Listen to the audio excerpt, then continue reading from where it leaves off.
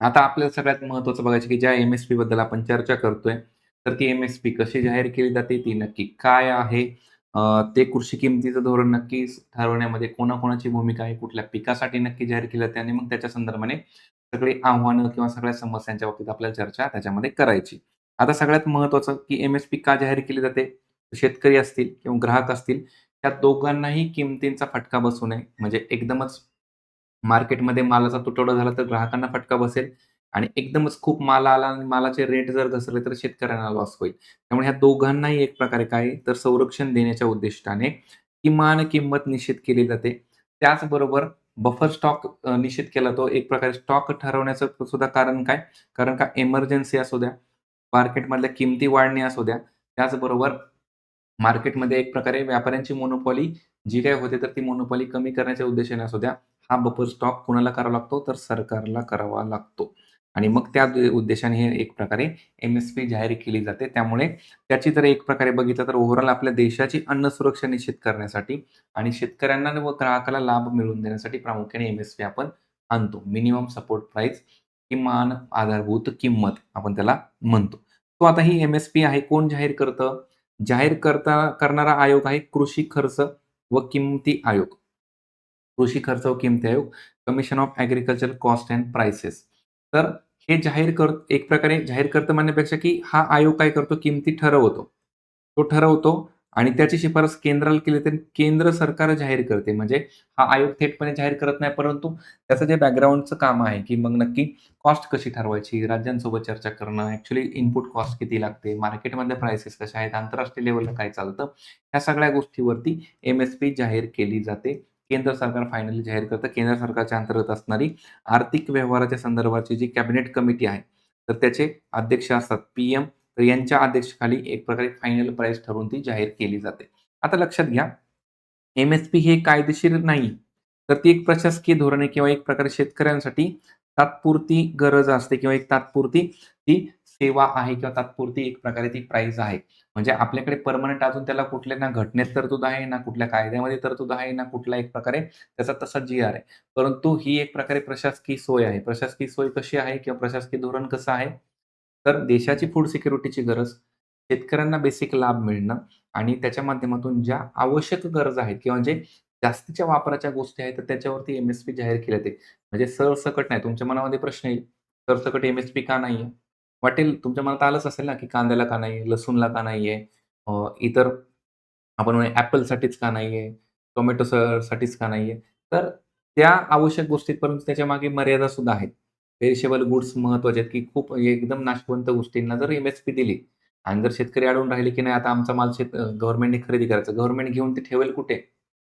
तो मोठा प्रॉब्लेम आहे ना. सो काही अशा गोष्टी आहेत, की ज्या फूड सिक्युरिटीच्या दृष्टीने महत्त्वाच्या आहेत लाँग टर्ममध्ये आणि मग त्यालाच एम-एस-पी जाहीर केली जाते. सो एक प्रकारे कृषी किमती आयोग एक प्रकारे 22 पिकांसाठी एम-एस-पी जाहीर करतो. 22 प्लस आपल्याकडे 1 असं एक प्रकारे वर्गीकरण आहे. 22 प्लस 1 आता टोटल 23 पिकाला तशी एम-एस-पी म्हटलं जातं. पण प्रत्यक्षात बघितलं तर 22 पिकांसाठी एम-एस-पी आणि एक जे पीक आहे ते म्हणजे ऊस. तर ऊसाच्या बाबतीत एफ-आर-पी जाहीर केलं जाते. फेअर अँड रेम्युनरेटिव्ह प्राईस आपण त्याला म्हणतो एफ-आर-पी. म्हणजेच काय? किमान व रास्त किंवा त्याला रास्त आणि किफायतशीर किंमत आपण म्हणतो. तर ती सुचवली जाते. म्हणजे एका साइडला 22 पिकांसाठी एम-एस-पी, एका पिकासाठी एफ-आर-पी. त्याला किमान एक प्रकारे रास्त किंवा किफायतशीर किंमत आपण म्हणतो. तर आता लक्षात घ्या, की ही जी एम-एस-पी जाहीर केली जाते किंवा एक प्रकारे एम-एस-पी जे सी-ए-सी-पीनुसार किंवा जो एक प्रकारे कृषी खर्च व किमती जो आयोग आहे, तर तो ती ठरवतो कसं? तर त्याचं सूत्र लक्षात घ्या.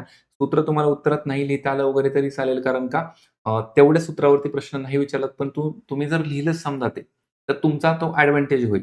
जर समजा आपल्याला प्रश्न आला, की एम-एस-पी साधारणपणे किती द्यावी? मग ती कमी आहे का? त्याची वाढवली पाहिजे का? अशा अनुषंगाने जर काही प्रश्न आला, तर तो लक्षात घ्यायचा आहे. आता आपण हे सूत्र समजून घेऊया, की नक्की एम-एस-पी जाहीर करण्याचं सूत्र नक्की कसं आहे? व्यवस्थित बघा आणि एकदम सुटसुटीत आहे, समजून घेऊ. आता त्याच्यामध्ये ना काही कीवर्ड आहेत. आपण पहिल्यांदा कीवर्ड काय करूया, की एकदा बाजूला लिहून घेऊया. म्हणजे आपल्याकडे एक कीवर्ड आहे A2 आहे. आपल्याकडे एक कीवर्ड आहे एफ-एल आहे आणि एक कीवर्ड आहे C2 आहे. ठीक आहे. A2, एफ-एल वगैरे त्यांचा फुल फॉर्म वगैरे त्याच्यात जाण्याची गरज नाहीये. A2 म्हणजे एक प्रकारे पहिल्यांदा आपण म्हणूया, की सगळ्यात महत्त्वाचं, की जे इनपुट कॉस्ट आहे. आपण एक प्रकारे म्हणूया, की शेतकरी समजा एखादं पिकाचं उत्पादन घेतोय, तर त्याच्यासाठी लागणारं जे इनपुट कॉस्ट आहे. मग इनपुट कॉस्ट कुठे-कुठे लागते? तर सगळ्यात महत्त्वाचं एक प्रकारे जे आपण इनिशियली काय लागणार आहेत? बी असेल, बियाणे असेल, एक प्रकारे त्याच्यात खते लागतील, त्याच्यामध्ये कुठली मशीन जर वापरली असेल मशागतीसाठी, तर त्याचा खर्च असेल. तर ह्या इनपुट काय झाला, तर तो खर्च झाला. A2 म्हणजे. आता त्याच्यामध्ये म्हणजे A2 म्हणजे ॲक्चुअली त्याला म्हटलं जातं, की ॲक्चुअल प्राईस. Actual price. ठीक आहे. तर दुसरं आहे एफ-एल. एफ-एल म्हणजेच काय? आता बघा, पिकाचं उत्पादन घेत असताना फक्त इनपुट टाकलं की होतं का?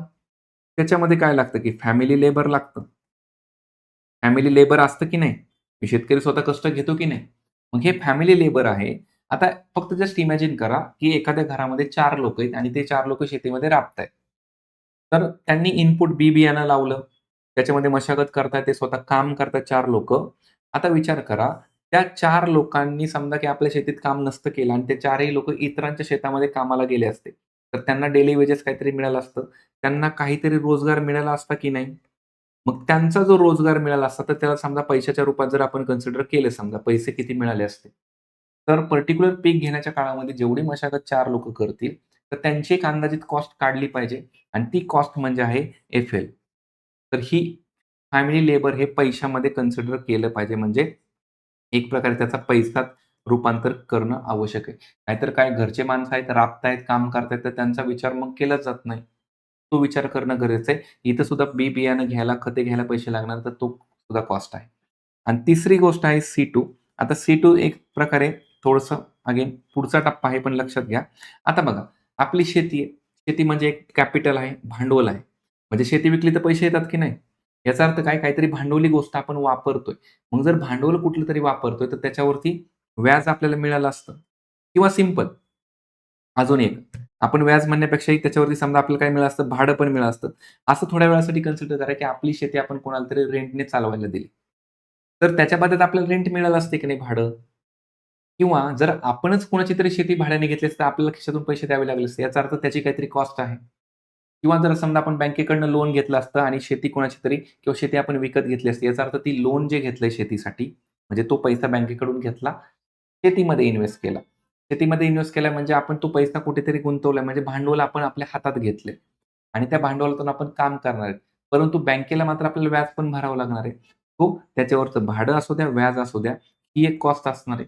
त्याचाही विचार झाला पाहिजे आणि मग हे सगळं करून जेव्हा आपण पिकाचं उत्पादन घेतो, तर त्या पिकाला त्या सगळ्यांची मिळून प्राईस काय भेटली पाहिजे आपल्याला? ती प्राईस भेटली पाहिजे. पण लक्षात घ्या, ह्या सगळ्यांचा जो लागणारा खर्च आहे, समजा आपल्याला भाडं अमुक ₹100 मिळालं असतं, फॅमिलीचं लेबर अमुक ₹400 झालं असतं, इनपुट कॉस्ट काहीतरी ₹400-500 झाले. अशी कॉस्ट मिळून समजा आपली टोटल खर्च किती झाला? ₹1000 समजा खर्च झाला. तर ₹1000 तर आपलं फक्त काय तर जेवढं आपण इन्व्हेस्ट केले तर त्याचं रिटर्न आहे. याचा अर्थ आपल्या पिकाला एकूण आपण ₹1000 खर्च केला तर आपल्याला ते ₹1500 तरी आपल्याला रिटर्न मिळाले पाहिजेत किंवा आपलं ते जे पीक आहे तर ते ₹1500 ला विकलं पाहिजे. म्हणजे आपण एक राउंड फिगर फक्त लक्षात घेतोय, विचारात घ्या. म्हणजे आपण इनपुट कॉस्ट टाकतोय A2, एफ-एल म्हणजे स्वतःचं लेबर टाकतोय आपण त्याच्यामध्ये. C2 म्हणजे एक प्रकारे काय तर त्या जमिनीचं भाडं सुद्धा आहे, त्याची कॉस्ट पकडावं लागेल ना.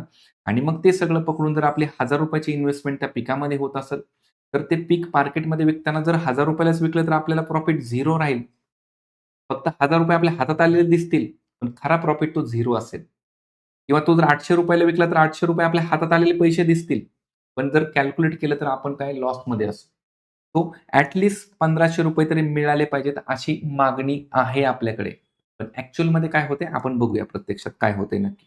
आता लक्षात घ्या, सी म्हणजे हा आयोग आपल्याला कन्सिडर करणार आहे, की A2 म्हणजे बी बियाणं, इंधन जी काही इनिशियल मजुरी आहे, म्हणजे इनपुट पीक लावताना वगैरेची जी मजुरी, तर त्याचा विचार घेणार आहे.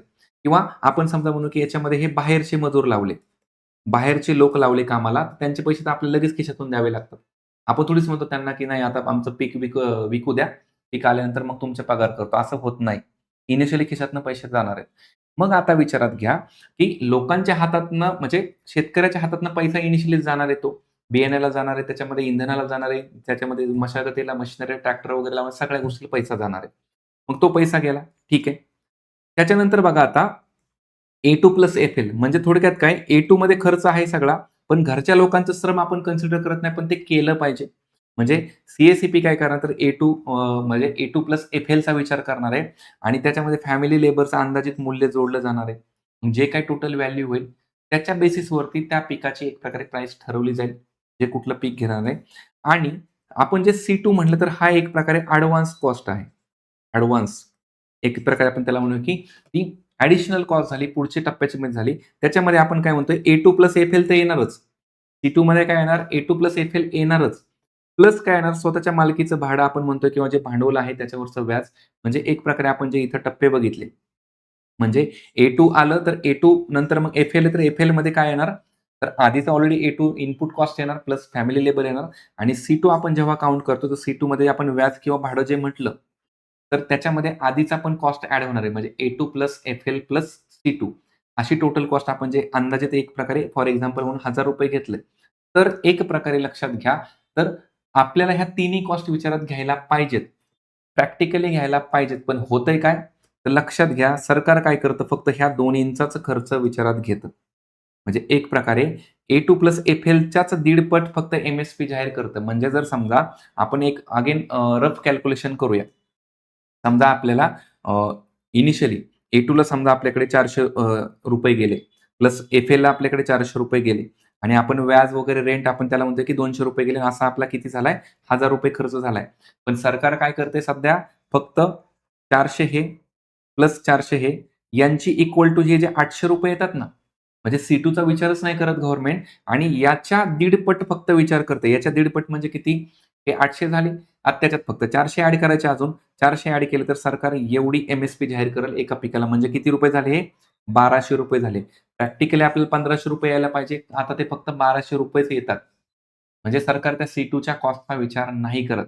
म्हणजे स्वामीनाथन कमिशनने काय सजेस्ट केलं होतं, की C2च्या दीडपट लोकांना म्हणजे शेतकऱ्यांना मिनिमम पैसा तरी आलाच पाहिजे किंवा मिनिमम तेवढी एम-एस-पी असली पाहिजे. म्हणजे एक प्रकारे आपण जमिनीचं भांडवल कुठेतरी गायबच करतोय. त्याला कन्सिडरच नाही करत. मग कसं होणार? तो हा जो वाद आहे एम-एस-पी मधला तर तो आपल्याला तिथं लिहिता आला पाहिजे. म्हणजे वाद काय तिथं भांडणं नाही लिहायची आपल्याला. तर त्याच्यामध्ये बेसिकली काय करायचं की एम-एस-पी का कमी आहे? एम-एस-पी किती असली पाहिजे? आणि त्याच्यामागचं रिझनिंग काय? ह्या गोष्टी. मग एम-एस-पीला कायदेशीर दर्जा द्यायला पाहिजे का वगैरे त्या गोष्टी आपण बघूया. तर याच्यामध्ये बघा प्रामुख्याने काय? तर ही अनेक शेतकरी संघटना असू द्या किंवा बऱ्याच गोष्टी ज्या आहेत किंवा जे आयोग आहेत किंवा स्वामीनाथन आयोग तिथं आपण थेटपणे लिहू शकतो की स्वामीनाथन आयोगाने C2चा खर्चाचा विचार केला आणि त्याच्या दीडपट असावे म्हटलेलं आहे. म्हणजे बघा ना, की एका पिकाचा आपण जस्ट एक ₹1000 कॅल्क्युलेशनने उदाहरण घेतलं तर ₹300 तिथंच लॉस होतो. मग ह्यांचं इंटू मल्टिपल जेव्हा आपण करू तर ते कितीपर्यंत जाईल हे लक्षात घ्या. तो ह्या गोष्टी महत्त्वाच्या आहेत. आता मग एम-एस-पीमध्ये पिकांची व्याप्ती वगैरे ह्या गोष्टी आपण त्याच्या अंतर्गत बघूया, की साधारणपणे आपण जे म्हणले, की 22 पिकं येतात आणि मग 22 पिकांच्या नुसार त्यांचं एक प्रकारे आपण वर्गीकरण केले. तृणधान्य असेल, कडधान्य, तेलबिया. आता ही काय पिकं पाठ नाही करायची. ठीक आहे, पाठ नाही करायचे, पण इन जनरल आपल्याला फक्त 22 आकडा आणि ऊसासाठीची आपली एफ-आर-पी तेवढाच पार्ट फक्त आपल्याला तो लक्षात ठेवायचा आहे.